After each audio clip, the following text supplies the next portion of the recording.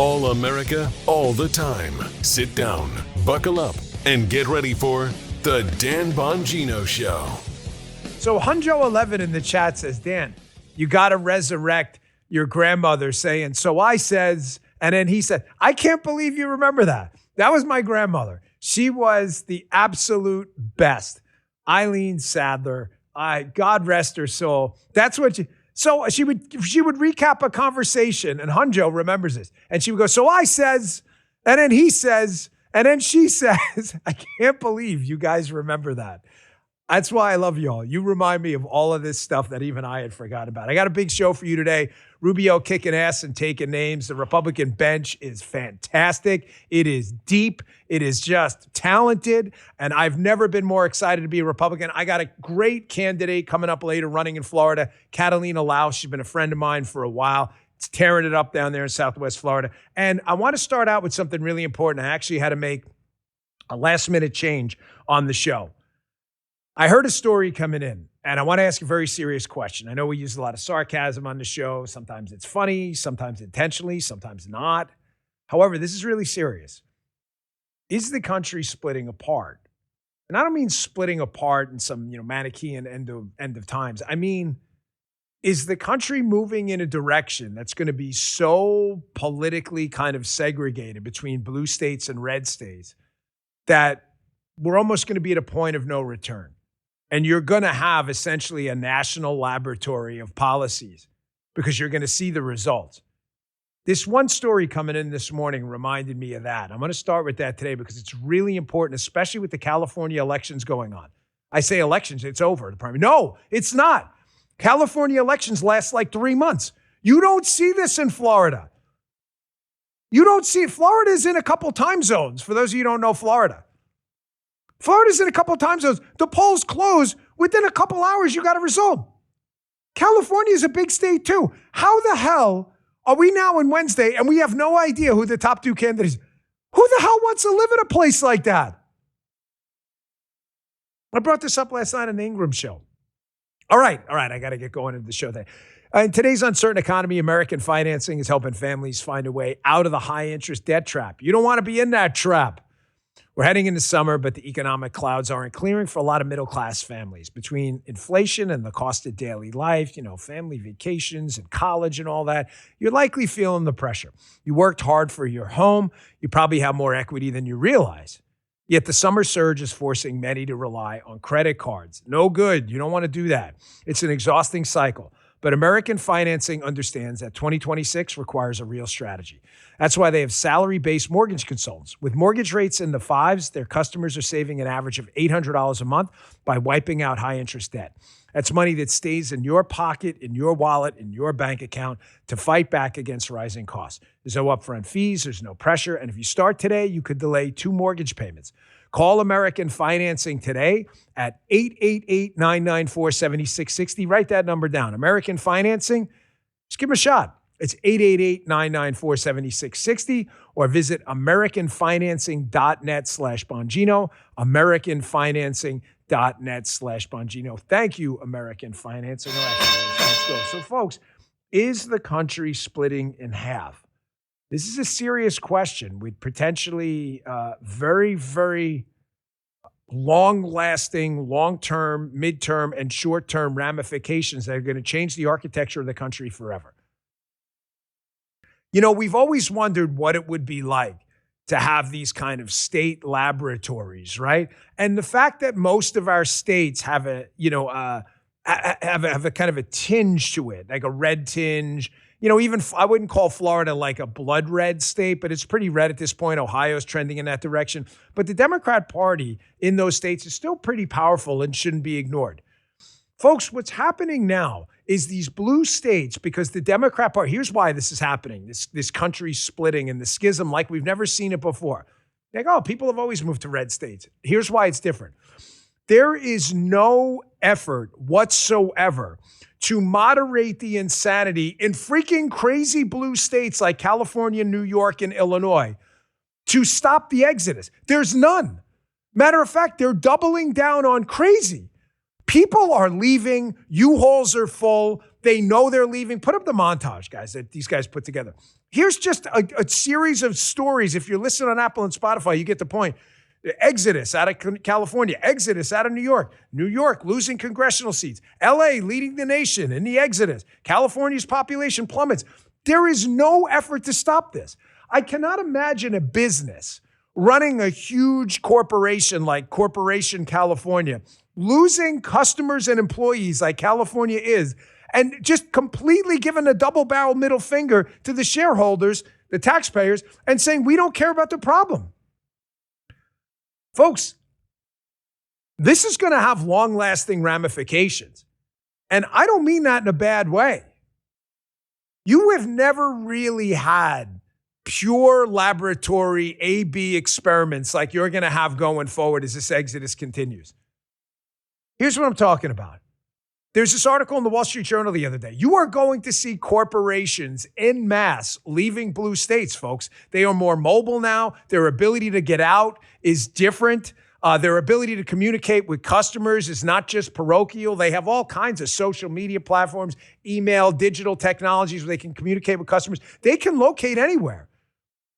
And now that shareholders are starting to see the effect of companies and people leaving blue states and going to red states, you're going to see even liberal shareholders of public companies start to demand that these companies relocate. Put up that Wall Street Journal article if you would. Here, this was a piece in the Wall Street Journal. This isn't what reminded me to talk about this morning. Another story did. But it's a perfect story about this. Wall Street Journal, the Exxon example for corporations. What they're talking about is Exxon is leaving New Jersey and going to Texas. And by the way, New York and New Jersey did this PR smear campaign against Exxon. Oh, they can't leave. Here's what they're trying to do, all this other crap. And it still didn't work. They still said, we don't want to be in blue state New Jersey anymore. We're going to Texas. You are going to see this en masse.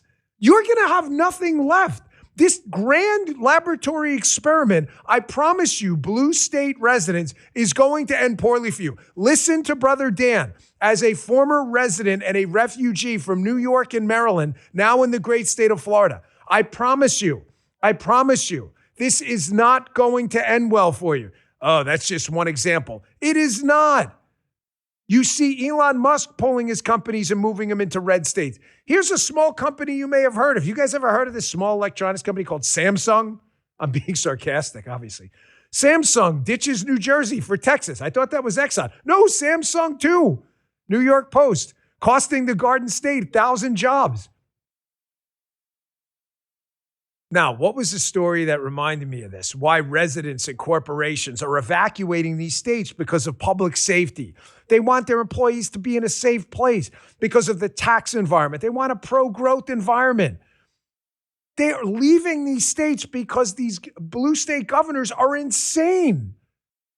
There's legislation. I heard this when I was driving in this morning in New York right now, headed over to the governor, apparently, that they want to change the words man and woman to on these birth documents to gestating and non-gestating. Folks, I don't even understand this shit. It's so crazy.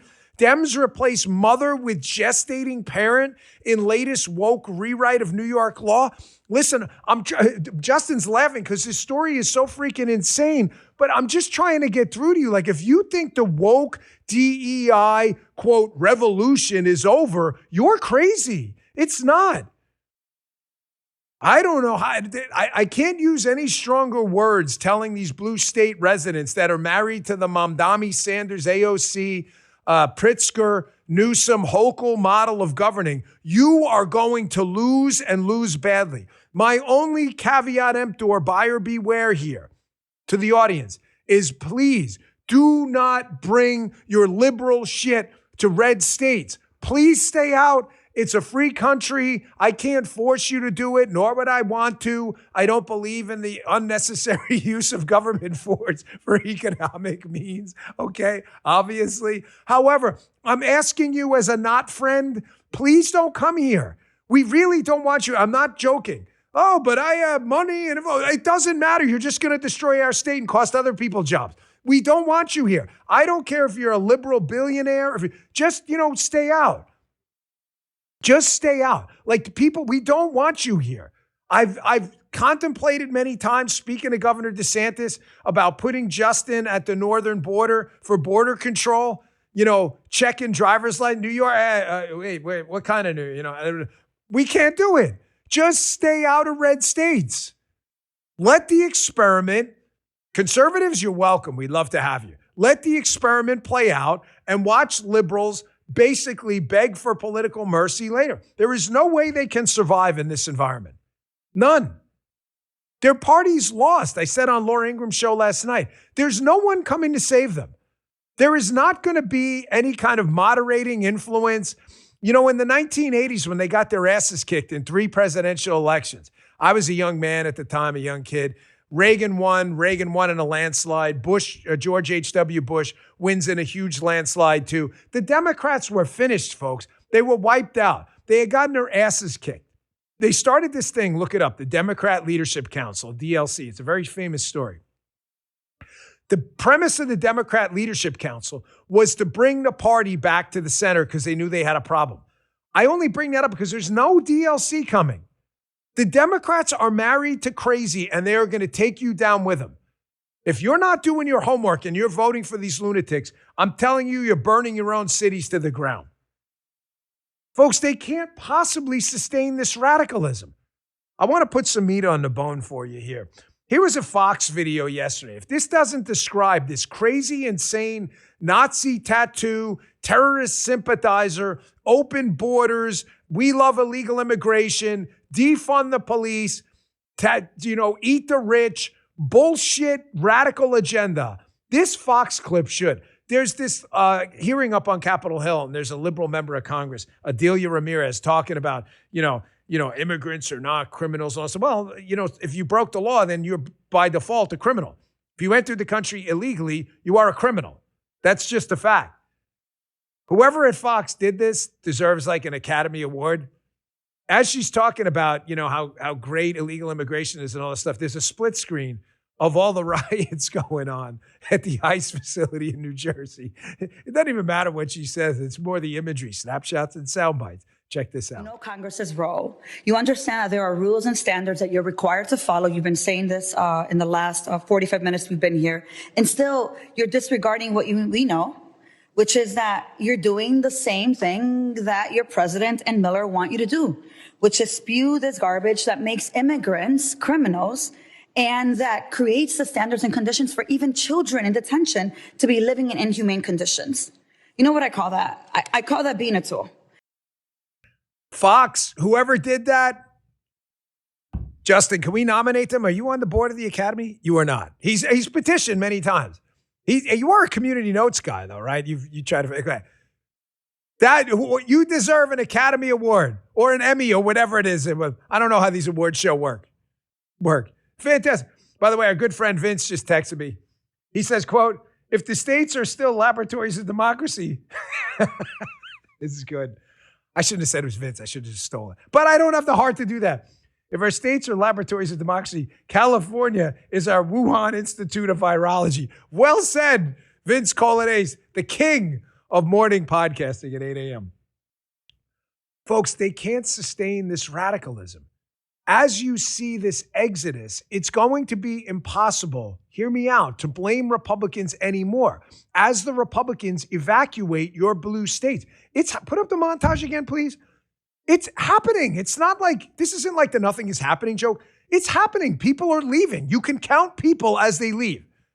When they leave, sell their home and take their business, it's gone. There's no way to hide it. People are leaving blue states. They're not leaving red states. You have nothing to base this on. Do not flee. Man, we haven't played that one in a long time. You see that from Braveheart? Stop, man. Do not flee. That's Kathy Hochul at the border and Gavin Newsom. It's not happening. They're leaving. They're not listening to you. They're not. It's like they fled that battlefield in Braveheart. They're not listening. You are not going to be able to tell people anymore that this radical open borders, defund the police, taxes are great, we love government red tape, men are gestating, non-gestating parent, whatever you stupid shit's about. You're not going to be able to tell them that this is working because it's not working. If it was working, people would stay.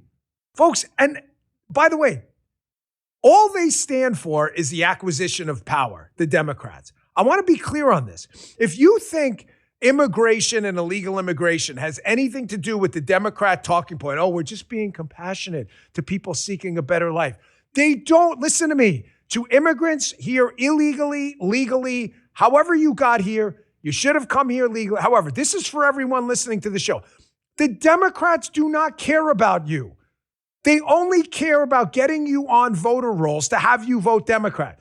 If you were to come in illegally and sign a skywriting pledge that you were going to vote Republican, the Democrats would be for sealing off the border with an alligator moat tomorrow. They don't care about you at all. At least the Republicans are honest. We'll welcome you here. Just come legally and not illegally. It's pretty simple. I want to show you how these people are totally full of shit. Hat tip, David, is it Kite? I'm Khait. This is a great interview. He does when he's man on the streets with this rep, Tim Kennedy. I want to set this up. There's a great man on the street interview. He's asking about like, hey man, like, why can't the cities just cooperate with the federal government? Like if there's a hold, an immigration hold, because a guy who was arrested in New York, for example, was wanted by ICE and has a detainer and a hold because he committed a crime prior. Why wouldn't you just turn the guy over to ICE? Like, what's the problem? Watch Kennedy make the argument that, these cities should be able to do what they want. It's all like kind of local control. Listen to this, and I'm going to show you how they take the exact opposite position when it came to another issue. Check this out. Why shouldn't the city do the same thing that you want the federal government to do? Because the cities have different rules and laws as far My as... city has a different rule and law than New York City, right? Go ahead.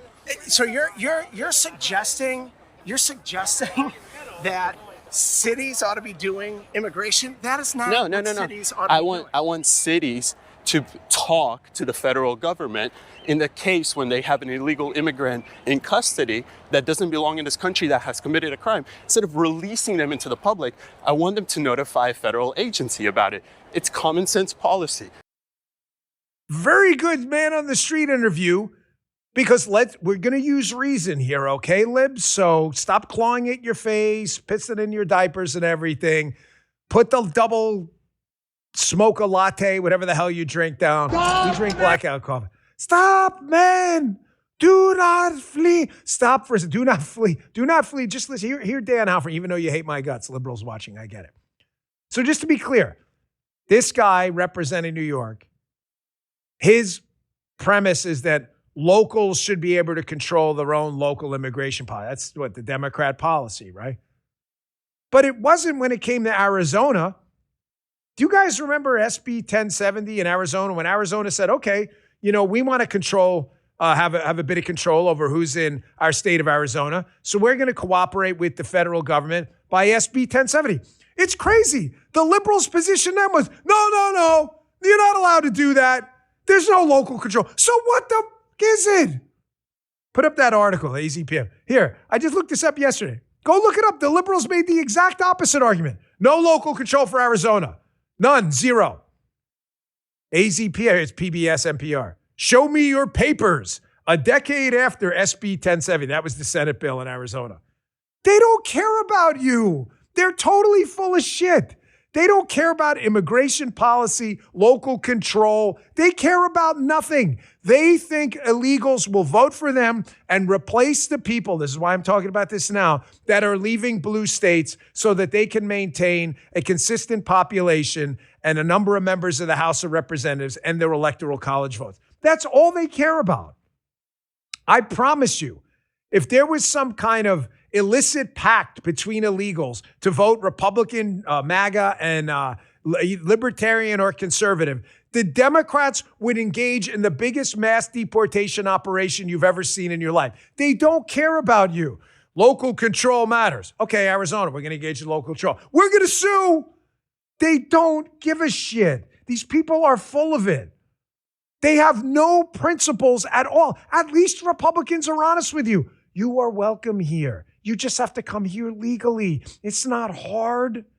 At least we're honest. These guys are total frauds. I love to break up the show with a little bit of humor. I'm not that funny. Paula thinks I'm funny, but I don't think I'm funny at all. However, we do like to make America funny again. These guys put together a little stinger for us. This is my first time seeing it. Let me see. Who did that? Andy? Very nice. And you even spelled all the words right, too. Comedy. I was going to say comedy or something like that. Comedy is funny again. Have you seen this guy? This is quick. Ben Bankus. This guy's hilarious. Hilarious. I highly recommend some of his clips on TikTok and X and elsewhere. Really funny. It's a short clip. But here we go. Absolute, total liberal hypocrisy exposed. And sometimes humor is the best vehicle to pass this on. It's fast, but it really hits. Check this out. Liberals, they used to love masks until I started wearing them.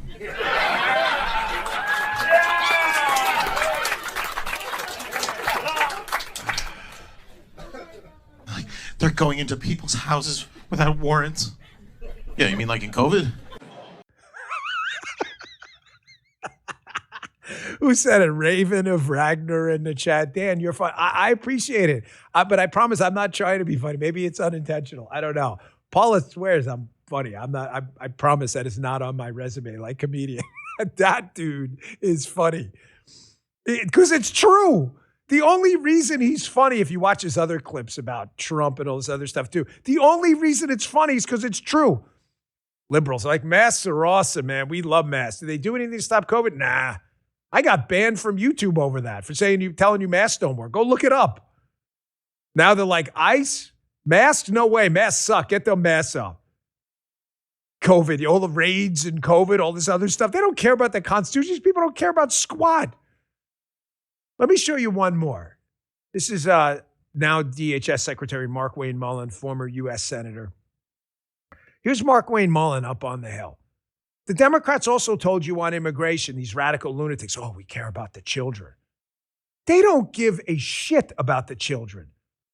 Folks, I can tell you during my time in government, oh, yeah, there you go. YouTube bars right-wing media personality, Dan Bongino, you see? For COVID-19 misinformation, which it turns out was COVID-19 accurate information. Masks. Put a freaking mask on. Mask's like a condom where everyone you have sex with, you get pregnant. It was amazing. Everyone who wore a freaking mask got COVID. It was the most useless prophylactic of all time. Hey, put a mask on. You won't get COVID. Did you get COVID? Yeah, yesterday. We were freaking crazy. Everyone who wears the condom gets, not only that, gets you pregnant and gets an STD. You're like, well, what's the point? It's true. What are you laughing about? It's true. These are supposed to be prophylactic mechanisms. Why can they ban me for that? For telling you about the freaking stupid mask thing. That used to drive me crazy. It used to drive Guy crazy because right now. Because Guy's like, here we go again, right? Guy and Justin, Andy, you weren't here for that. You can't bring it up. You can't bring. See, here we go. I got to take a break now. I'll get to I do. I'll go to Mark Wayne Mullen in a second because this will take up the whole show. I could not believe people were so stupid to fall for this. I can't. I see people with masks on now. And I'm like, you're still falling for this shit? How the hell do you believe that thing works? What are you going to put, like saran wrap over it? It's called suffocation. Guy's like, I told you, don't bring it up. Justin had to go put up the New York Times article. Guy's like, please, don't ever bring up masks in front of Dan. Nothing pisses him off more. I will never forget going into a dermatologist's office. And the lady's like, hey, we have a mask policy. It was on the door. I was like, yeah, all right, we're good. I'm good. I don't need protection because it doesn't work. No, but everyone else does. What? There's like holes in the mask like on the side. Like, the lady made me wait outside. She's like, and when you come in, you got to put. So I put the mask on and I put it underneath my nose just to be a wise ass. I couldn't take it. And she knew who I was too. And she was like being an even bigger pain in the ass because of it. Man, put the mask over your nose. Oh, man. If I didn't have like worries about cancer, I swear I would have like canceled my appointment. All right, enough. Hey, you know what nobody thinks about before summer vacation? Getting sick. Wow. Is this not perfect timing? Totally unintentional. Everybody worries about flights, hotels, traffic, packing for the kids. And then someone gets sick, allergies hit, or you realize you forgot an important medication. I know I've been there. Now you're stuck trying to find a pharmacy in a town you don't know. Big mistake. You got to prepare. I don't have that problem anymore. You know why? I use All Family Pharmacy, and I have what I need in advance, so I don't got to worry about it. They make the process simple. Everything is done online. I love this company. If you already have a prescription, they can fill it. If not, you can order online. One of their doctors will review the request, prescribe medications if appropriate. Your medication shipped directly to your door, not to a pharmacy. They offer over 400 medications, including antibiotics, ivermectin, NAD. I get my NAD from them. Emergency inhalers, allergy medication, maintenance medications, and more. So stop what you're doing and check them out today at allfamilypharmacy.com/Bongino. Get what you need before you need it, because peace of mind starts with being prepared. Allfamilypharmacy.com/Bongino. Go today. Use code Bongino10, Bongino10, to save 10% on your order. Prescription required. Always consult a medical professional before taking any medication. This is not medical advice.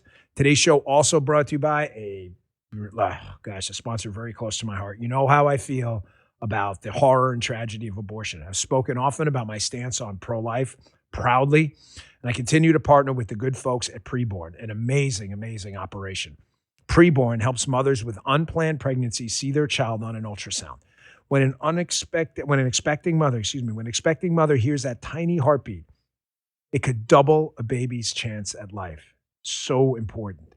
I still remember when Paul and I first heard our daughter's heartbeat. It's something you never forget, ever. It's a magical moment. For just $28, you can provide one ultrasound to an expecting mother. That's less than $1 a day. Preborn empowers women to be mothers, and it's only the beginning, because that moment leads to real support, maternity care, baby clothes, diapers, counseling, and so much more. Got to save lives, and that's what we do together when we provide ultrasounds. To get involved, simply dial pound 250 and say the keyword baby. That's pound 250, or visit preborn.com/Bongino, pound 250, keyword baby, or preborn.com/Bongino, and join us in this critical fight. Thank you, Preborn. Okay, back to the show. I needed to take that break because if I don't disconnect from the mask thing, it'll hijack the whole show. Jim used to drive me crazy about it too. Here's Senator Mullen yesterday. President Trump is, I can't even, there's no words I have to summarize how strongly he feels about rescuing children who were trafficked over the border. We conducted so many operations against these people abusing children, restoring justice. You can look it up at the FBI. We locked up thousands of these child predators. We saved thousands of kids. You think Senator, now DHS Secretary Mullen, wants a lecture from these bullshit Democrat, radical nut, Nazi tattoo-wearing buffoons about kids when they did nothing? Check this out. You're talking about President Trump's ill behavior towards children? Yet we have found over 120,000 kids that were missing underneath the Trump administration when they lost touch of 340,000, which we fear most are now in trafficking rings. I didn't hear anybody complaining about that. What we've done under the Trump administration is we went and rescued these kids. What is inhumane about that? Nothing. He's doing the job that Biden administration turned a blind eye to. That shouldn't ever take place. If anything we can agree on, our kids should be watched over. Folks, this experiment of this country splitting in half with people evacuating blue states and moving to red states because the Democrats are increasingly losing their minds and constantly quoting, here are our experts. The world is going to end. Put a mask on your face. Take the vaccine. Everything that the Russia hoax is real. Everything they tell you is bullshit. Everything they tell you is bullshit. And I'm really getting tired of the endless shots from the left. Endless shots from the left about, oh my gosh, we got to go back to governing by experts. What freaking experts? What experts? The experts who told us to put a stupid freaking mask on your face? The experts who told us, oh, Obama's saving all the children? Bullshit. The Biden administration afterwards, there's never been more human trafficking of kids across the border. Donald Trump had to fix that situation. He's got the numbers to back it up. Your experts are full of shit. Experts. Experts in what? Failing? I'm so glad to hear Spencer Pratt running for Los Angeles mayor, who hopefully when California decides the election 7 years from now, we'll know who's running for freaking mayor. We don't even know because California is a complete freaking shit show. Figure out your elections. Aren't you embarrassed? Aren't you embarrassed? You can't figure out who won a damn election? Freaking shit show. Are your election experts working on this? Here's Kara Swisher on The View, this liberal nut. She's trying to get me on the show. She's on The View taking a shot at Pete Hegseth, who, by the way, has an outstanding resume, whether it's his education or his experience. Oh, man, Pete Hegseth, he's not qualified. Really? What the hell have you done besides stupid-ass CNN specials? You haven't served shit but yourself. Remember, their experts got it all wrong. It took an air quotes expert, which is turning into an insult now, by the way, like Pete Hegseth, to go in there and go, why are we doing this again? And start to fix this mess. Check this out. Focus on what you were saying, lack of expertise. And that's sort of everywhere. Like, look, Pete Hegseth. They talked about DEI so much. Right.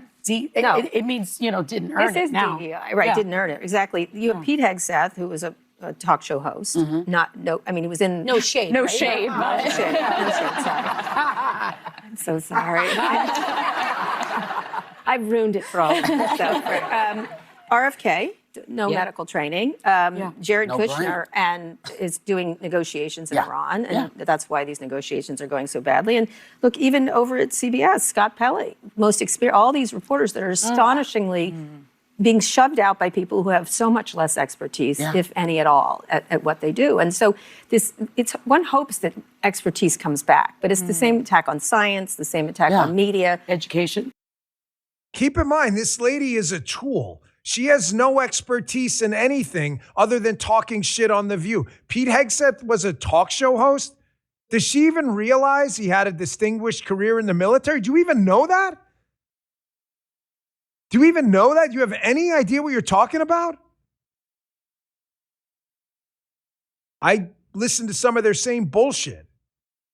I had one guy I didn't even know I had spent over a decade in federal law enforcement, traveling around the world. He didn't even have he had no idea. Folks, keep in mind, while these Democrats, who are radical lunatic nutbags, running on open borders, defund the police, the confiscatory taxation, wealth taxes, government red tape, gestating individuals, men's penises in the women's bathroom, while they're running on that, citing their, quote, experts, they're supporting a guy who's listen, he has nothing. He has an oyster farm supported by his mom. I love farmers. I love oyster farmers. I love watermen. I've said it all the time, truckers, steam fitters, tin knockers, electricians, carpenters, rail workers. You work for a living, God bless you. The Dan Bongino Show loves you. I come from a family of working class, middle class union members. I love you guys. However, it's kind of weird that Kara Swisher and The View, laughing their asses off as talk show hosts, by the way, while they insult talk show hosts who actually have experience, are supporting some of these people. To be fair, The View kind of went after Plattner the other day. But the Democrat Party in general are supporting a guy with a freaking Nazi tattoo who's not an expert in anything. He doesn't even know his own business. His mom is his big customer. Watch this. The Plattner campaign. These people are full of shit. Here's a guy running for Michael Bennett. He's running for governor in Colorado. Here he is. They're taking two approaches with Plattner.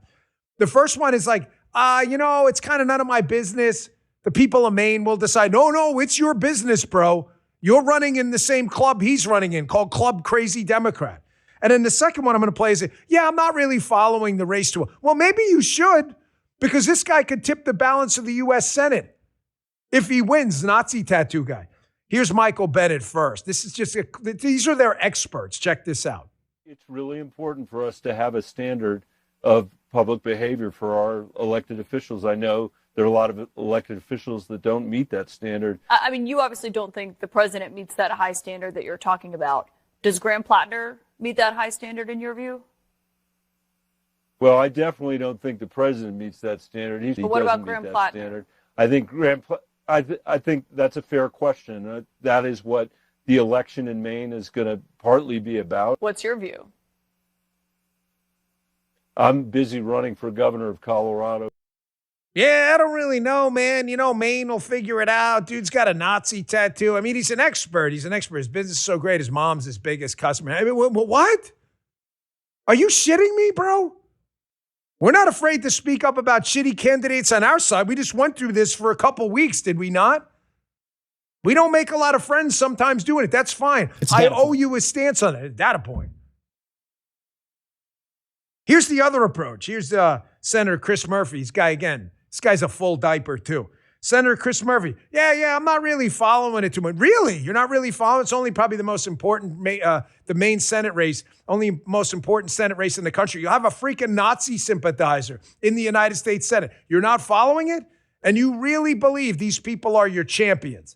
This lunatic party people are running away from in blue states. Come on, man. Get real. Check this out. I think it's hard to just say everybody should be good and moral. I think you've got to create a set of rules that promote goodness, promote the common good. And that's what this book is really about. Should those rules apply to Democrats too? I mean, do you support Graham Plattner even in the wake of all of this? Yeah, I mean, I haven't followed the minute by minute of what's happened over the last few days, but I do think there's a difference.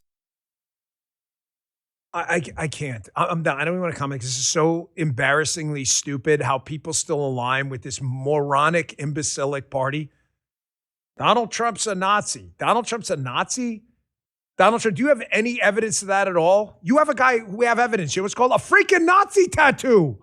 And then the left's like, he's got a tattoo that resembles a Nazi tattoo because it's a Nazi tattoo.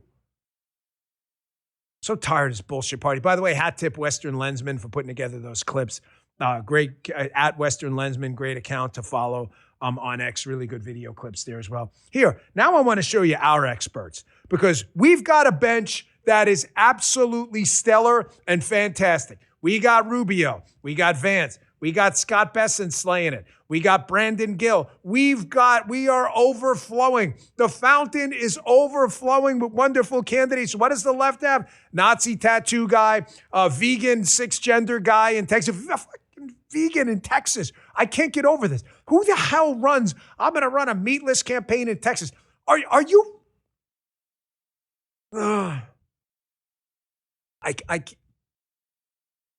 Here's our guys. Here's Brandon Gill. Speaking of Texas, or as they say, Texas. Here's Brandon Gill, congressman from Texas. And I want you to watch how we have different styles. I'm just a passionate Queens kid. I yell and scream a lot. Sorry, I'm trying to contain the red line lid, but it's a volcano. Brandon Gill just surgically eviscerates these people. He's talking about fraud and the Somali population, how huge numbers of Somalis who come here are stealing money from the government. It's just a fact. We've had indictments and convictions over it. And watch the other thing, all emotion. I'm ready to cry right now because you're asking me these basic questions about governance and keeping hold of the federal tax dollars. Check this out. Somali immigration been good for Ohio? That's really outside of my purview of You're a state senator. Would you like to see more immigration from Somalia? As far as I'm processing your question, and I have to say that I was almost brought to tears just now. 72% of Somali immigrants are on the rate welfare. and the level of hateful rhetoric based on defrauding your false state at an information astounding rate, and I think that most Ohioans is would have a shocking problem to me. with that. The lack of even humanity to I group think it's a group of inhumane to allow people your together. own state to be defrauded I am at shocked. astounding rates. I am shocked Billions and of dollars appalled by the taken out of the behavior pockets here of right working now. class people I am going to shocked. criminal fraudsters. Because I certainly in have every, a major problem in every with that. community. These people don't care.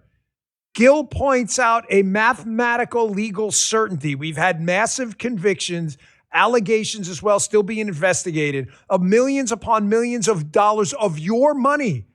Brothers and sisters, your money being stolen by people, many of whom have no legal right to be here, or who came here claiming to want a better life and it screwed your life over. All he does is point out the facts. And Justin said it right, because I've never seen a lady claim to be emotional, but be less emotional about saying she's emotional. I'm about to cry. If you're going to say it, at least fake it. I can't even. About to cry. Put a little, sniff an onion or whatever. She's not even faking it right. Here's our bench, too. You got a choice coming up, folks. We got a midterm. You want the bullshit Democrats? Open borders, defund the police, confiscatory taxes, shitting all over jobs. You don't want to live in these states. I know it because you're leaving. You just say you want to live in these states while you're leaving. You have like an I Love California bumper sticker driving your way to Florida. Here's our guy, Rubio, who is just firing on all cylinders these days. Remember, Marco Rubio has 2 hats right now, Secretary of State and National Security Advisor. And let me tell you something, without getting too into it, one of the best meetings I ever had in that, first year of the Trump administration was a meeting being chaired by Marco Rubio that was just, nobody dominates a room like this guy's personality. No one. It was just amazing to watch. The way he laughs and makes, can joke about things and then get serious and just has a grasp. I've never seen anything like it. Here he was up on the Hill yesterday. This is with, Congresswoman Dean? Just again, this guy is just shining lately like a star. Check him out. One of those were in cahoots with Hamas. And we saw an incredible amount of the aid flow into Hamas's hands. Reclaiming my time, the aid was held up at the border by Israel, and you know it. You got to fix your rules here. You can't even answer a question. You're not following the rules. You're very familiar with how this works. No, I don't. I never served in the House. This is a weird rule where you ask a question and I can't answer. Would you please add time to the clock? Nope. All right, we all agree that even though the segment's about Rubio, in the chat, what's your favorite part of that? Come on.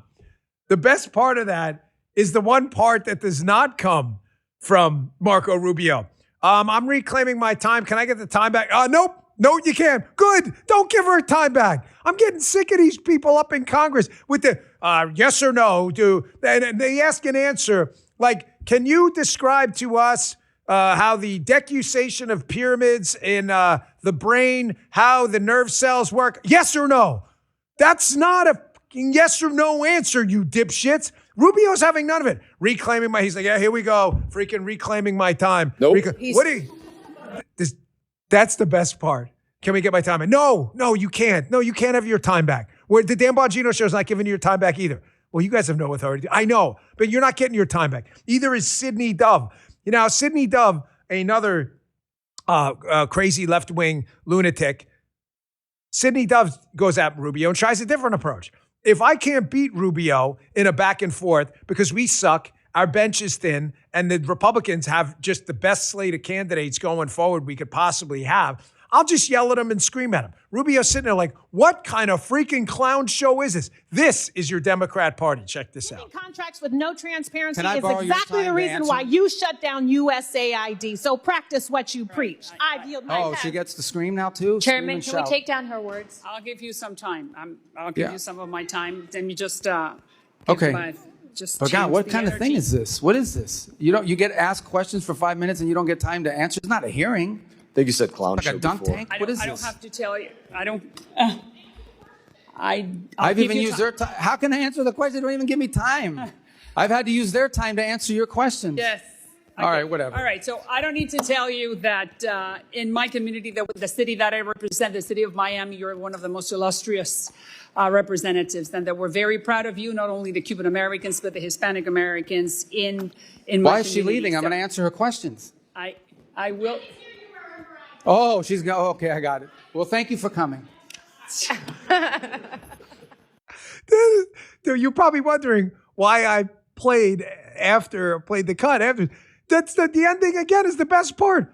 This lady screams, it's like Charlie Brown's teacher. No one even knows what the hell she said. Rubio's like, this is ridiculous. This is the dumbest thing I've ever seen. And then she walks out. She doesn't even want to hear the answer. She's playing for TikTok. She doesn't care. Hey, skip ahead to the Sarah Jacobs thing on Iran. Forget about the Keating. I had another guy yelling and screaming, but I don't want to, really, I can't. I got you see it? I got an earpiece in my ear, and I'm losing my damn hearing. I was on a Fox hit yesterday. I'm going to tell you something. I was having a really hard time hearing Laura. My hearing is so bad. Dan, back on target.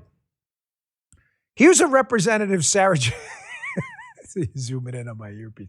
I've had an earpiece in my ear like my entire life between Secret Service radio and this. That's why I can't hear it. This ear is like a tunnel. Nothing. I don't even know if the nerve endings even work anymore. Here's this rep, Sarah Jacobs. Again, in this Capitol Hill shit show yesterday. This clip is important because this is serious time again, okay? Folks, there's a lot going on in Iran. I understand the non-interventionist bent of the Republican Party. I get it. I'm just telling you, I have a different perspective from my past year. There's not much I can say about it. I'm not asking you to trust it. If you have an opinion on it, and you think you know better, then fine, whatever. Because I can't disclose these things. I'm just telling you, I know that this administration, I am absolutely certain, did the right thing. Of course, it was going to be messy. Yes, I concede the point that maybe the negotiations have dragged on a lot longer than a lot of people anticipated. I concede that point. I get that. I have zero reservations whatsoever about my support of his actions in Iran. What I find troubling, and by the way, there's an interesting piece in the Wall Street Journal. Condi Rice, of all people, who probably isn't a huge fan of Donald Trump, wrote an op-ed in the Wall Street Journal yesterday saying, hey, let's be realistic about this. The Iranians are screwed right now. Their economy's falling apart. Their leadership, they don't even have a coherent voice. We don't even know if the gay Ayatollah is alive. I mean, they're a mess right now. Let's not pretend like the Iranians are winning they're winning nothing. They're getting their asses handed to them. They can't they're like, you don't own the Strait for shit. The blockades, you don't own anything. Here's this rep, Sarah Jacobs, up on there it is. What the U.S. has accomplished in Iran. I mean, for her to come out and be defending Trump is a lot, folks. That's the reason I put it up. This isn't some big Trumpy person, okay? I support this president. I don't support anyone blindly, anyone, even myself. I always question myself. However, I am certain he's doing the right thing. Here's an exchange up on Capitol Hill where I swear to you, the Democrats, in addition to, as I started the show, being open borders, against public safety, against military funding, against ICE, against everything that's common sense, they want the Iranians to win. I'm telling you, they want the Iranians to win. They are not on Team America. Check this out. Our intelligence community has said that Iran is reconstituting its military industrial base faster than we had predicted. And analysts assess it still holds roughly 70% of its missile stockpile and 70% of its mobile launchers.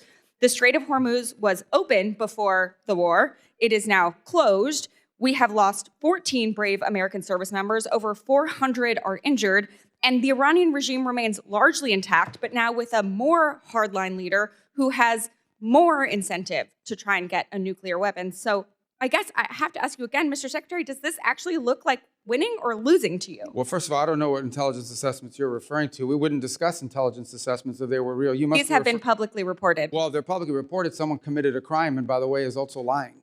And this happens all the time. People manipulate intelligence and analysis for purposes of furthering a narrative. On your point about the regime is actually deeply fractured, which is why it takes 7 to 10 days to get an answer from them for anything. Meanwhile, they're fractured, but still intact. Well, intact in the sense they can't even reach agreements that they can get back to us. So I don't know how intact that is. Hat tip over to News for pulling that. Good account on X to follow as well. Folks, this is the thing that bothers me the most. Again, Marco Rubio, Secretary of State Rubio, just exceptional up on Capitol Hill yesterday. Polished, prepared, articulate, real expertise. This is what bothers me the most. This time, missile lock, please. Lock in on me, okay? Whether you love my show, hate my show, like me, hate me, regardless, the honor of my life was the past year and that opportunity to shake things up and go fix the FBI, the honor of a lifetime. But one of the most eye-opening experiences, having been out of the government for a long time and not having received any classified briefings, there was no reason for me. I was, an activist, a candidate, and a host of a show. The intel's eye-opening. And I'm really glad Rubio, Secretary of State Rubio, called out this representative. Where are you? You don't have any of this information I have. For those of you out there, I don't want to go into big, long, boring details. I'm just telling you, every member of Congress is not briefed in on extremely sensitive information. There's sensitive information they get, but if you're not on certain committees, you're not getting that. There's specific channels that are set up. Sarah Jacobs doesn't know any. She probably read that in the Washington Post. Rubio's where are you even getting that from? I'm just telling you, hello, Captain Obvious moment. But for the liberals listening, I'm telling you for a fact, you hate my guts or not, and it applies on both sides. Probably close to 90% of what you read in the media about intel and geopolitics is total bullshit and is made up. I'm telling you, I've seen it. You're not going to tell me. I've seen it. It's just BS. Ah, boy. Folks, we got some big updates from the Nothing Is Happening file. Vince just texted me again. This just happened. You guys got our Nothing Is Happening liner? I know he thinks I'm overusing this. It's a constant source of strife. I don't think so. I wouldn't have to overuse the Nothing Is Happening if things didn't continue to happen that people tell you aren't happening. Right, Justin? We hate overusing stuff. Whether it was God rest his soul, Muttley's, he used to tell Joe, you got to contain the money. You can't use it too much or it's not funny. Lucky Trump, we haven't used it in a while. Why? Even though people love it, we don't like to overuse it. Nothing is happening. I got to use it because people keep telling you nothing is happening as it's happening. Caitlin Collins from CNN, this is a tweet Vince just sent over. Exclusive. John Bolton is expected to plead guilty over mishandling classified documents. Again, I thought public corruption cases weren't happening. Again, I'm just done with that. Nothing is happening, dipshits. Okay, that's just one. What about these left-wing groups? Oh, you mean like the Southern Poverty Law Center? You creeped Lucky Trump, and you see? He creeped it. He did it. He popped him in the corner. Every time he's got to come in from a different angle. We got to get him from the top. Can you do that? Like upside down Lucky Trump, you know? You told us nothing was happening. There we go. Lucky Trump blocking out. And then you tell me, well, what about these left-wing groups and public corruption? Okay. There was a superseding indictment filed yesterday, covered on X, on the Southern Poverty Law Center. Listen, they're entitled to the presumption of innocence like anyone else. I hope they get their day in court, get some good attorneys, defend yourself. I'm on the outside now. It's not inside information. I saw this on Twitter. Put up that tweet. Tyler O'Neill. This is about the new superseding indictment against the Southern Poverty Law Center. They note that they were exchanging money with field sources to attend extremist rallies, host rallies, grow existing chapters, create new chapters, recruit individuals, donate to extremist leaders, purchase cross-burning material, create racist paraphernalia, pay living expenses, show us proof of life in the superseding indictment. This has all been sworn out in court. Their allegations, SPLC can fight them in court. I thought they were there to fight this stuff. Again, I thought nothing was happening. It's been a year and a half. A lot of stuff is happening. A ton of stuff. You're just ignoring it. Speaking of something that happened, I come in this morning and I'm talking to Justin and Guy, and they're like, how the hell did you not tell this story on your show? I said, what story? They said, you sent the clip over of your podcast with Sean Hannity. Sean's got a podcast, Hang Out with Hannity. It's excellent. I did about 2 hours on the show. It's got well over 1 million plus views now. And I had totally forgotten this. It's about a minute, but this is something that happened. It's more kind of funny. It's a serious story, but I couldn't believe it as it was happening. And I can't believe I didn't tell you this story on the show. So I'm going to play the clip. It's about a minute long of something really weird that happened to me towards the end when I was in my last position. Check this out. Detail leader comes up to me. He goes, hey, boss, we got a problem. I'm like, what? He's like, one of our regionally most wanted cyber guys is on your flight home. I'm like, what? He goes, what do you want to do? I'm like, move my seat right next to his ass. I'm like, I'll watch that the whole way. That's a damn Bongino answer. So I'm there with my wife's like, I'm like, he's not going to do anything, whatever. Big, gooey looking dude anyway. Whatever, I'll worry about it. Whole way home. I mean, I had a long flight. We're flying back and, we get back into the airport and they let me off first with the security detail. So I got to tell you, it's one of my proudest moments, man. Because I had nothing to do. It wasn't my case. The guy had been wanted for a long time. But I'm walking down the runway and I sent my wife and kids out in advance. So it's just me. And they're watching, but they can see it.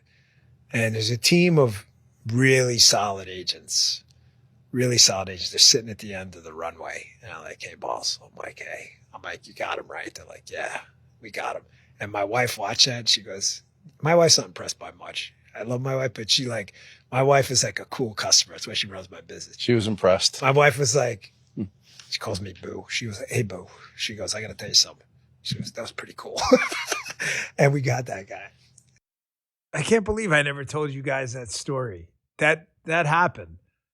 They were like, you want us to move our flight? I'm like, hell no, we ain't moving our damn flight. I'm watching the guy the whole way home.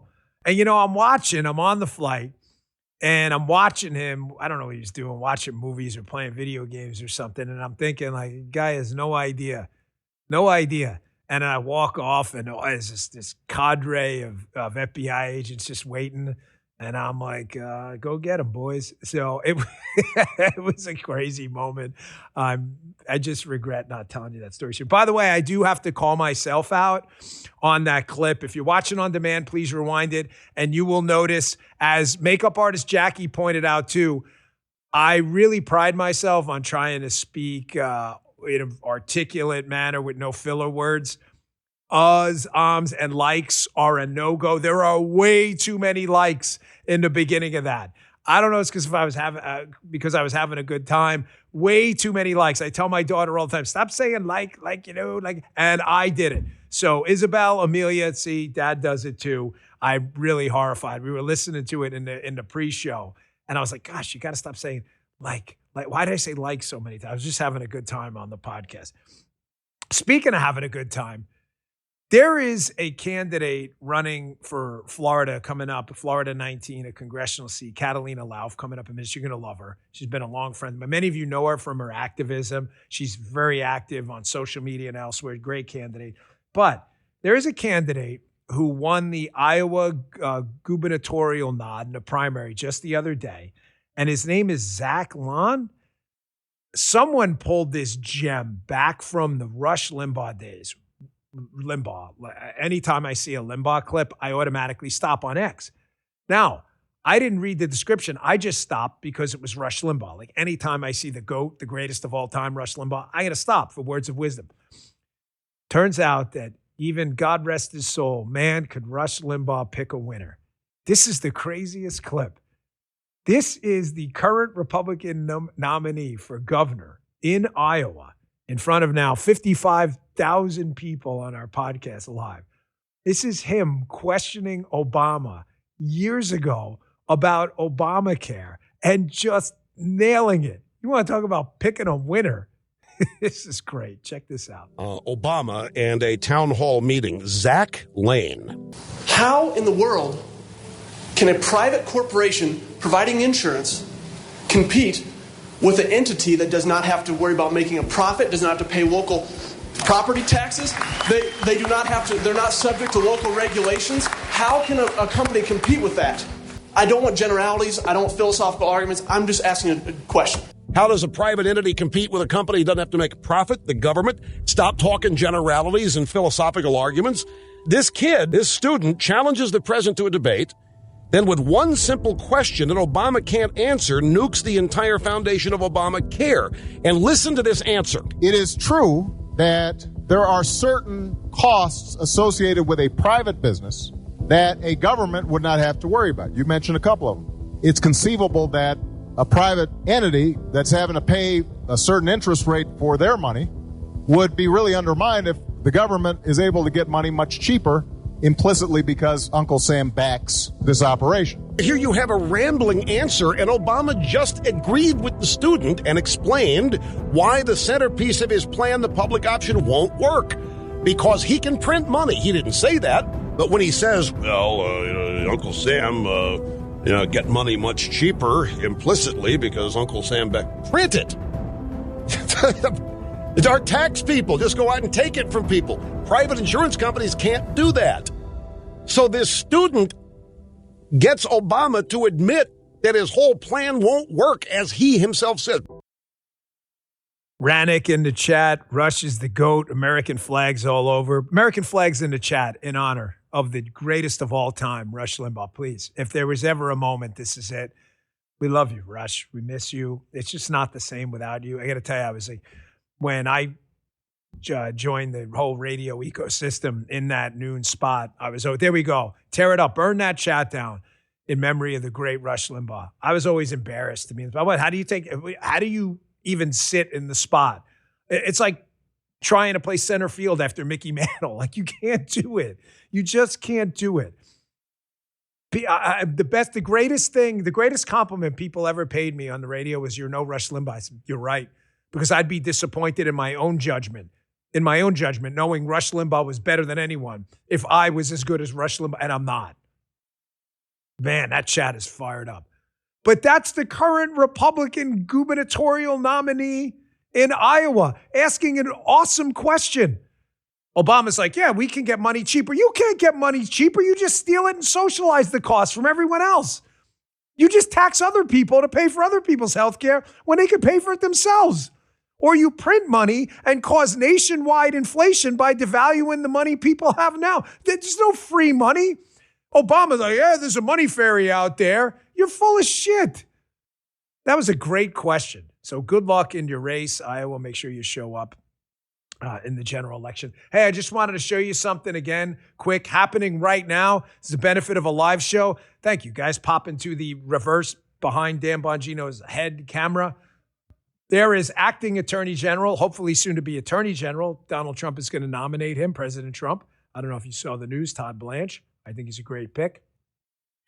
A new $30 million fraud scheme. Let me point out the players here. You have, obviously, FBI Director Kash Patel off to soon to be, hopefully, Attorney General Todd Blanche's left shoulder. You have Colin McDonald, Assistant Attorney General for fraud schemes to the right. You have a bunch of FBI personnel. I'm going to leave their names out of it, who I recognize, especially the one far off to the right, people I've worked with. Again, from the infamous Nothing is Happening file that Guy and I had a fight about before the show, here are more things happening. They told you didn't happen. Massive millions of dollars fraud scheme. So much so they're doing a live presser about it during the show. He's doing that just to piss Guy off. And I am with you. Folks, wait, before I go to Catalina, this is important. In the chat, yes, we like the Nothing is Happening, because it's your show. If you don't like it, it's cool. I'm serious. Yes, we like the Nothing is Happening liner, or no, we don't. You guys, you just take a look at this. I'd like to get kind of a rough where we are, because it's your show. The show's for you. By the way, we just hit number 3 in podcasts on Amazon, @RoadMN, on Twitter and X, a great account to put out the Amazon Top Podcast. Our show is number 3. Thank you, Bongino Army, for always repping the cause. I love you guys so much. Hey, I rely on my car for everything. So does my crew here. Commuting, errands, picking the kids up from school, work, even family getaways. So when something's not working correctly, it's more than just a hassle. It's a real pain in the butt. It throws your whole routine off balance. I definitely been there.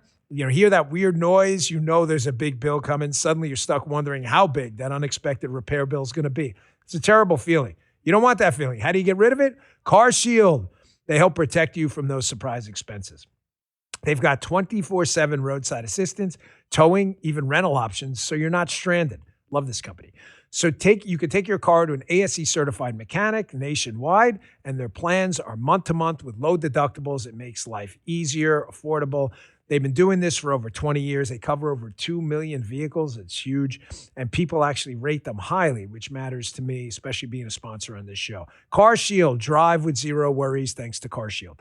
Right now, Car Shield is offering our listeners 20% off by clicking the link in the description and using code Bongino. Again, the website is carshield.com, code Bongino. Don't let an unexpected breakdown ruin your day. Get covered with Car Shield and drive with confidence. You can click the link in the description or visit the website carshield.com. Use code Bongino now for 20% off.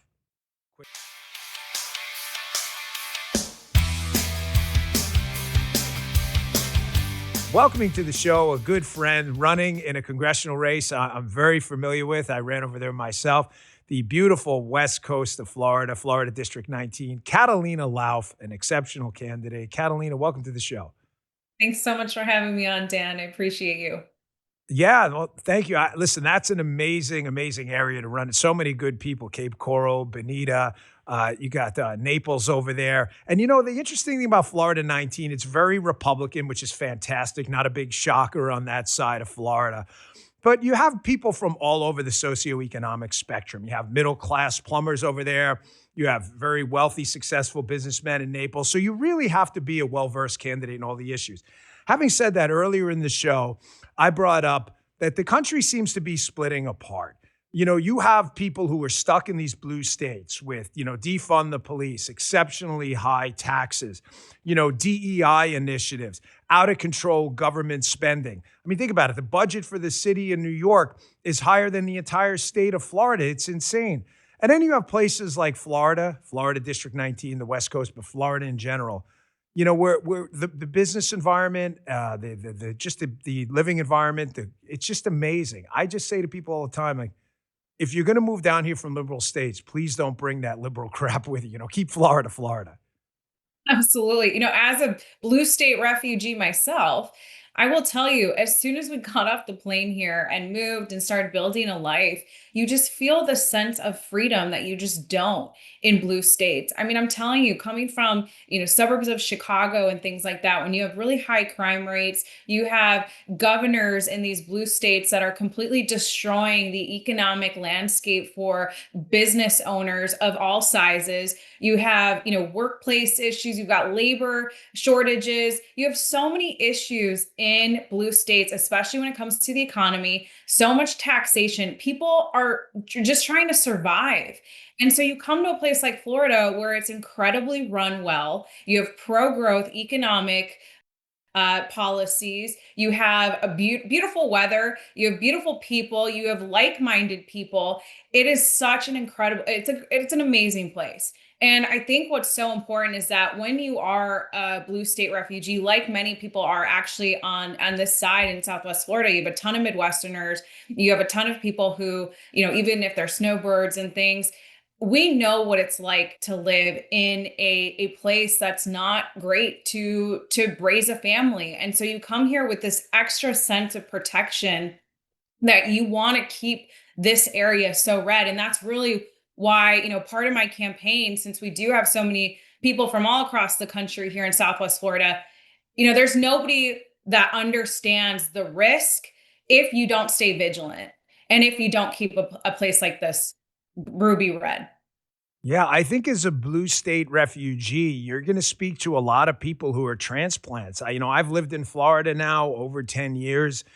There are tons of people from other states just looking to get out. And you brought up an interesting point.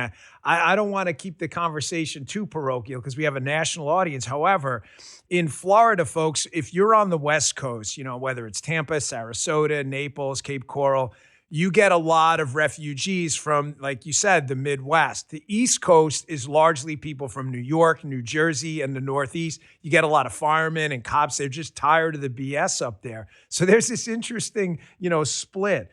But folks are just looking for results down here. We've had incredible governors from Rick Scott to 2 terms of Ron DeSantis. It's been amazing. This is a results state. You see Governor DeSantis moving on property taxes now. But if you get elected to Congress, I know you'll be an advocate for this Make America Great Again agenda. But I want to be sure that we keep this going. The border policies, amazing results. Energy policy, we're a net exporter of oil and petrochemicals now. Who would have thought that 30 years ago? Government regulations getting cut. President Trump's had enough of that crap. The big, beautiful bill, which kept your tax rates lower and manageable. The Democrats wanted to hike your taxes. Public safety. I know you'll be a strong supporter of the agenda. So can we count on you in Congress to make sure that we move that ball forward and keep results first and, talk and chatter second?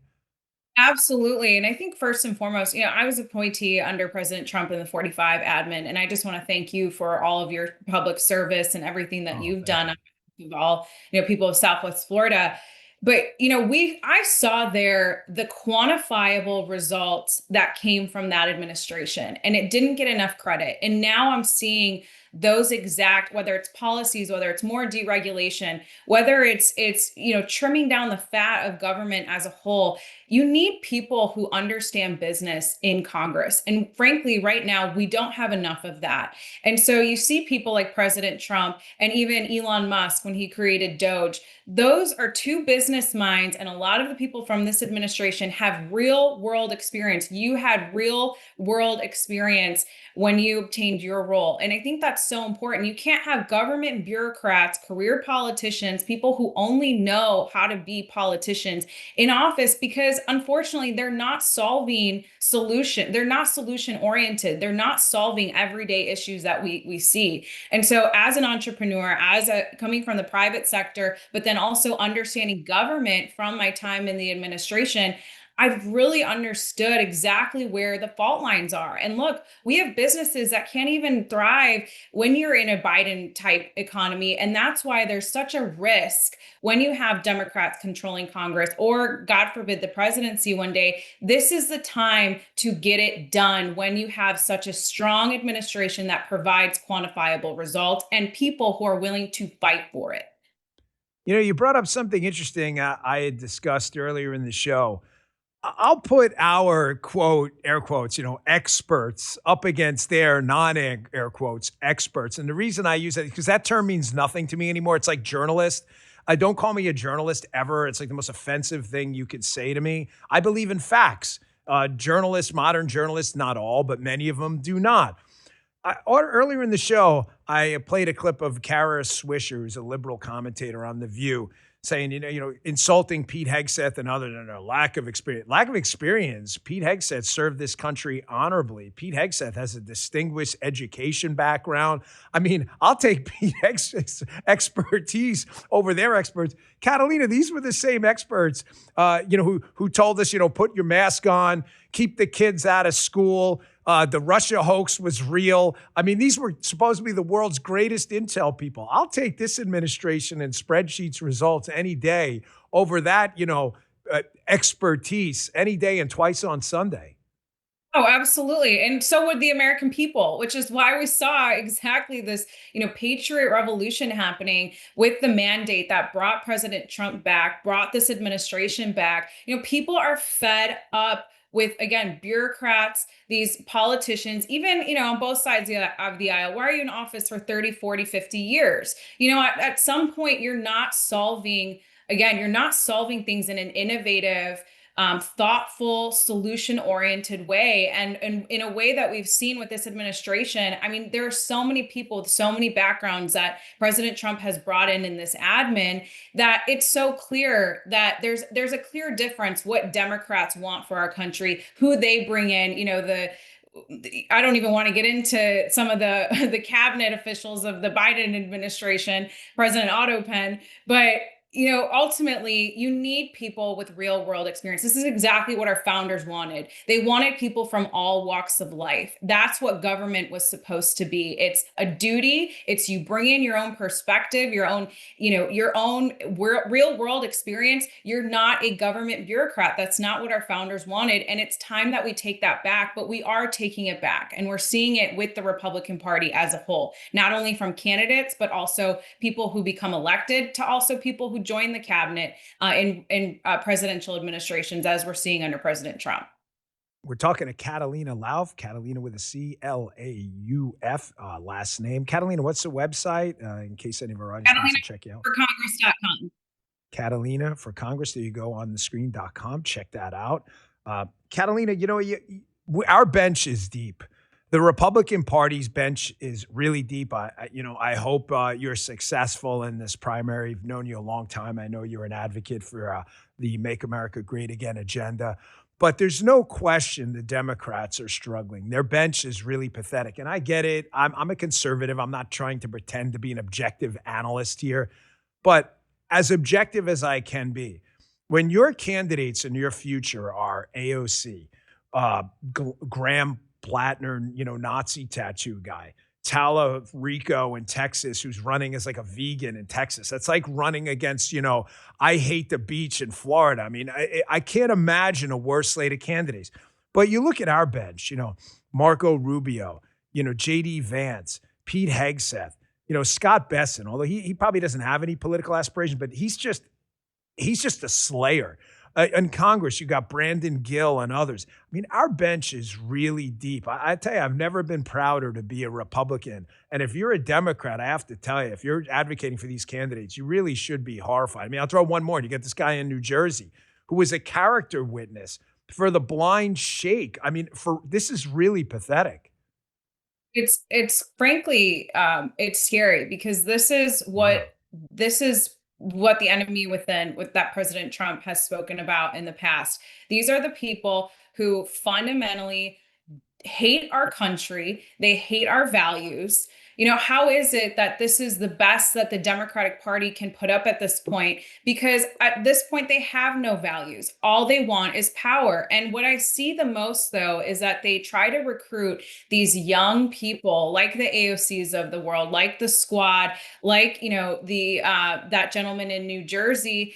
They're trying to manipulate a younger crowd. And look at Mondami. He won primarily from the younger generation, millennial women in particular. And when you have 62% of millennials who believe in socialism or have a favorable view of socialism, on top of all the other crazy rhetoric that these guys bring in, this is exactly what they want, though. They want to manipulate a generation so that in 10, 15 years, they have a solidified voting bloc and they're starting to gain traction. And that's the unfortunate part. Again, I go back to the founders. Could you ever imagine our founders accepting people who fundamentally hate our country, have ties to our enemies?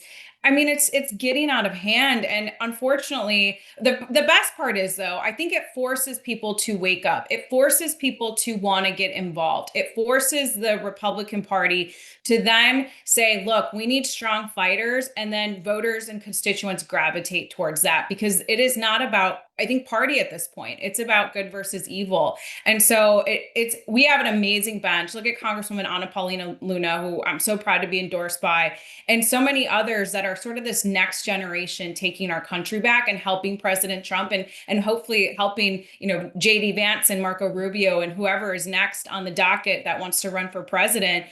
We have a great bench and we keep getting stronger while the Democrats get weaker, because at some point the average American has to look at this and be like, this is ridiculous. How is this party not only supporting these people, but they're actively campaigning for them? They're not disavowing, condemning.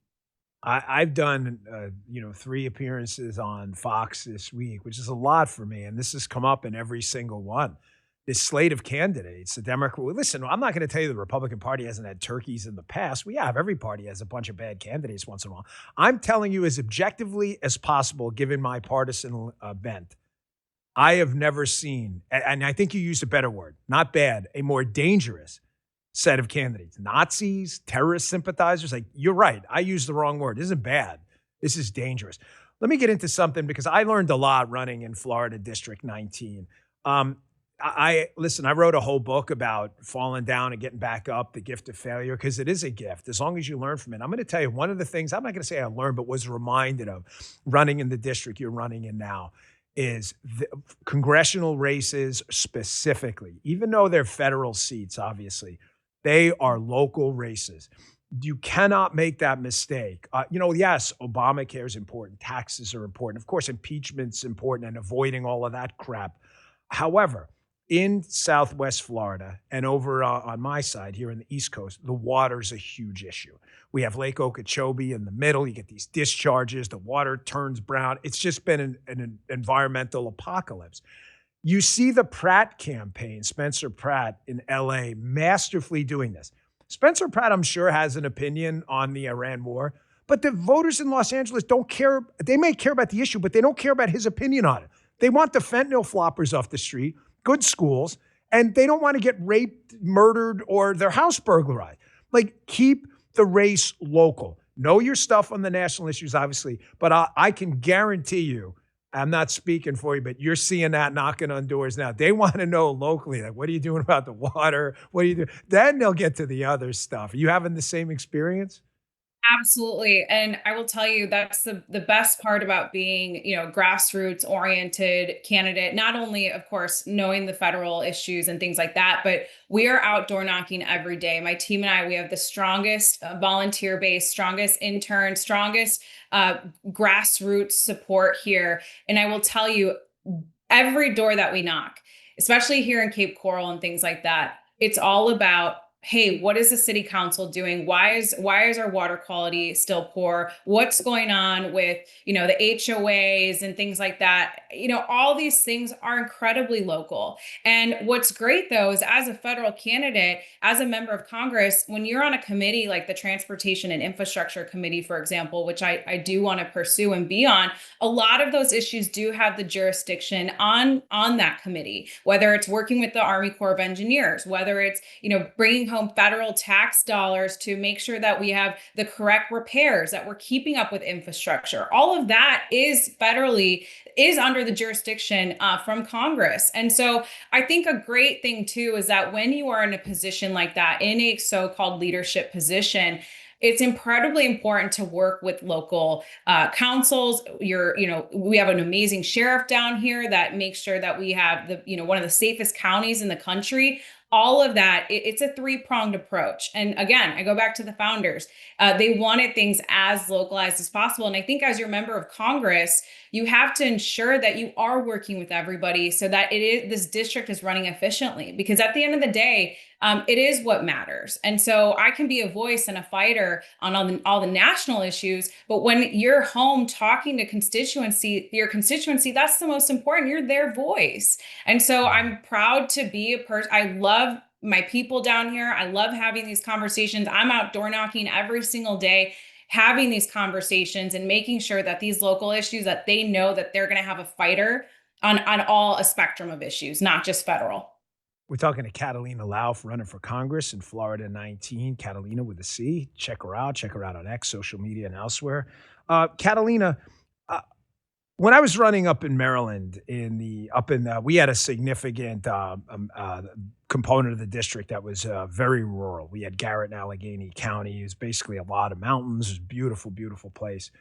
But I want you to talk about just the importance of face-to-face door knocking. That's a race we honestly had no business even being competitive in. The last Republican, and they can check it out, I think lost by 19. Like it was not a Republican district at all.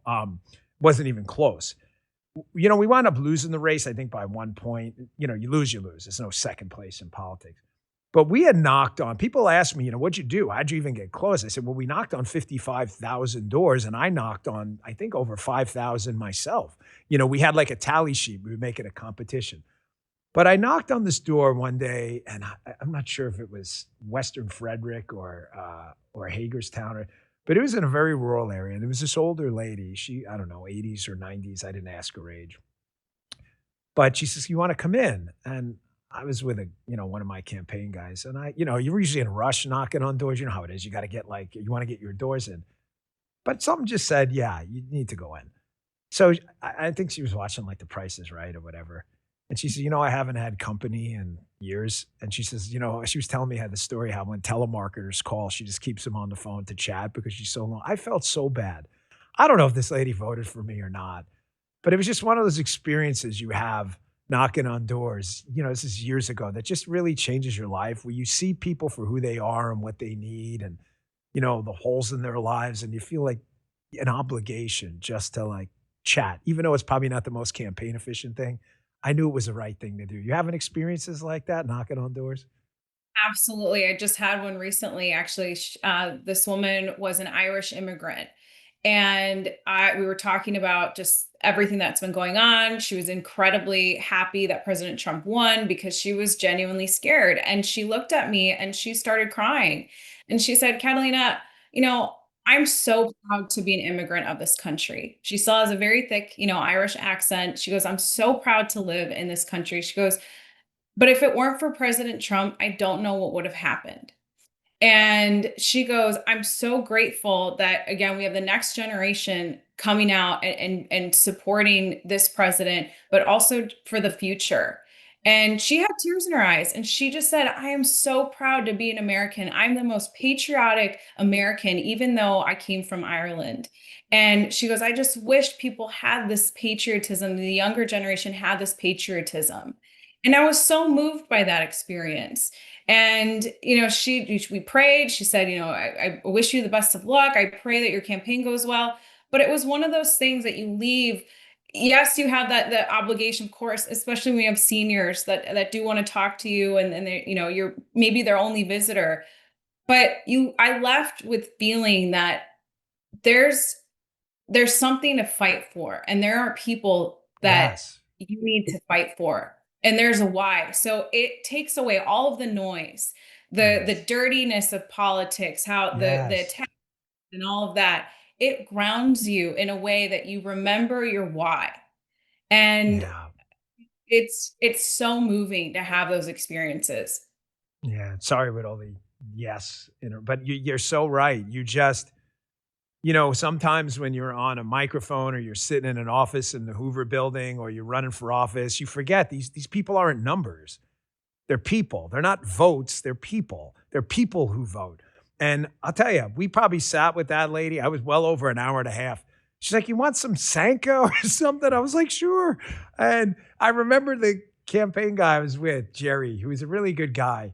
I was waiting for him to tap on his watch, like we got to go. But he was such a good guy. He got it. And he was like giving me the nod off, like, no, stay. Like, we need to do this. You mentioned something too about the Irish immigrant lady, but my mother-in-law is an immigrant from Colombia. It's the same way. She was the original Trump supporter in the family.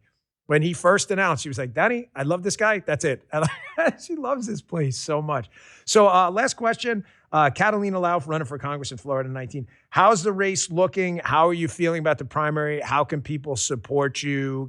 Give them the primary dates and stuff, whenever they can get out there. How can they help you out? Give us the contours of the race. How's it look? We're feeling very confident.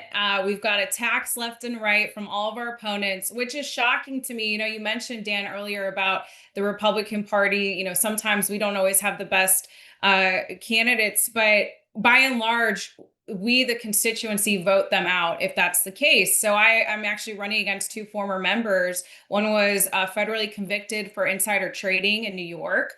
He's now trying to make a comeback. I'm running against a gentleman who, left his constituency during a hurricane. He was actually in the congressional hush fund where he had to silence one of his staffers with $40,000 of our taxpayer money. And so these guys have already been in Congress. They've squandered that. And so to now be I always say this campaign is the future. We can't have any more of the past. I'm up against another guy who fought to protect the media establishment that tried to take down President Trump. These are Republicans and this is why primaries are so important. Our primary here in Florida is on August 18th. But you have to be vigilant on who wins these primaries, especially in a seat that is so red like this. But this is for viewers all across the country. Primaries matter. And so any way that people can get involved, door knock, volunteer, support your local candidates, but also be very, I don't want to say weary, but just be very mindful of who you're voting for, especially in primaries, because that is where some of these races are. And I'm proud that we're in this seat where it's so clear that these guys are not what Southwest Florida wants, but you have money, you have, all these different elements of a campaign that obviously are tough to compete with. But at the end of the day, I do believe that Southwest Florida wants a fighter for the new generation and doesn't want any of these guys that are really representative of the past of the Republican Party. It's time for us to focus the future for children, for grandchildren. It's time for us to look at what the party is going to look like 20, 30 years from now. Especially in seats like this, because listen, no one's counting their chickens. There's a general election. Anything can happen. We get that. However, folks, this is a very red seat. There's a very good chance the primary is the election. It's not a fait accompli. Don't get, you still got to show up. However, primaries are not just important in races like yours. Primaries are red line critical because there's a damn good chance whoever wins that primary is going to be the next congressperson.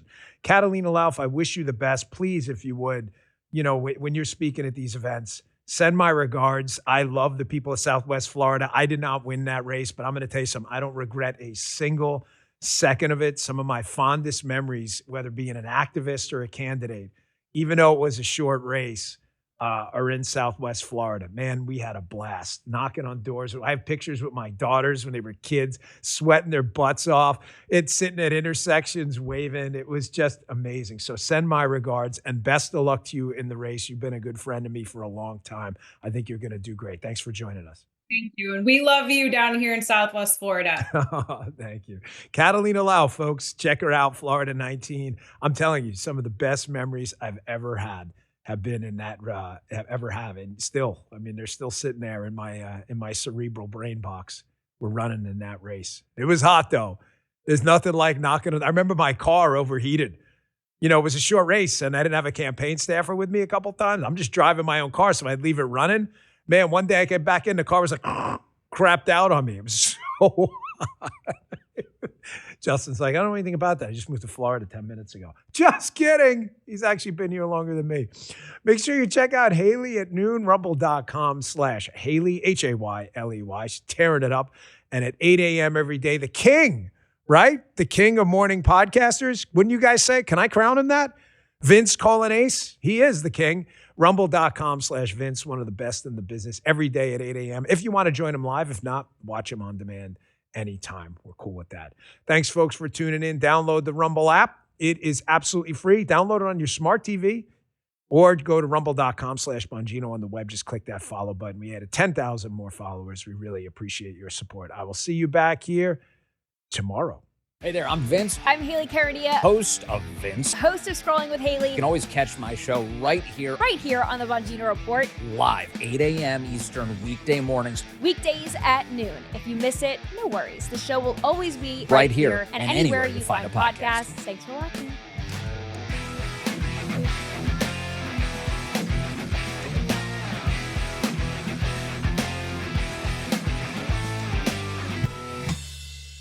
Hey everyone, Haley Carania here, host of Scrolling with Haley. My show is coming up right here on Rumble at 12 p.m. Eastern Time. I cover breaking news, react to viral videos, go down conspiracy theory rabbit holes, and have a whole lot of fun. You are not going to want to miss a second of it. Live, 12 p.m. Eastern Time, right here on Rumble, rumble.com/Haley. I'll see you there.